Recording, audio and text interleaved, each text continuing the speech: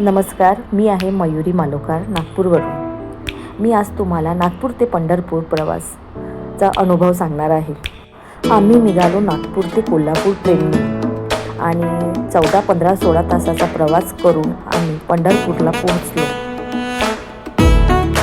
ही train नागपूरवरून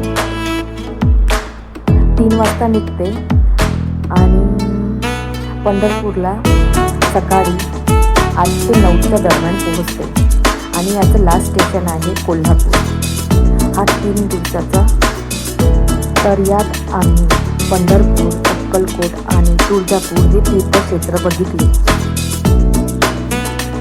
स्टेशनवरून उतरल्याबरोबर आम्ही श्री गजानन महाराज यांचे भक्त निवास इथे आम्ही रूम केली आणि फ्रेश होऊन आम्ही श्री विठ्ठल रुक्मिणी मंदिरासाठी दर्शनासाठी निघालो।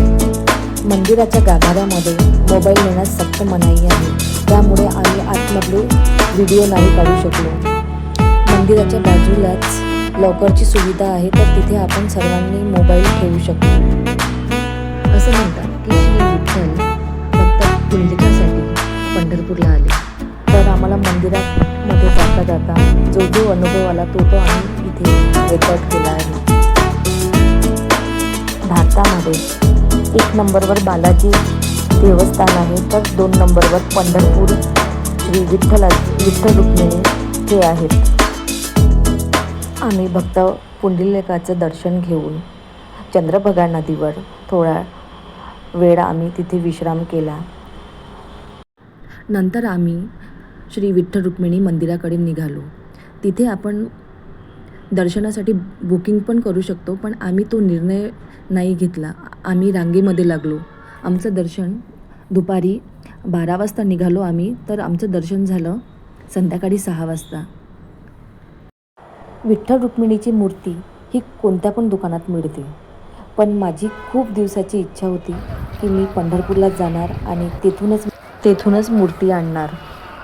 आजही तिथे लाखो लोक दर्शनासाठी येतात आणि महाराष्ट्रामध्ये तर वारी करून लोक पायदळ वारी करून लोक तिथे जातात। चंद्रभागेच्या तीरी उभा मंदिरी तो पहा विटेवरी। संध्याकाळची आरती आहे। पेजला फॉलो करा, लाईक करा आणि सबस्क्राईब करा। मला प्रसन्न करा। धन्यवाद।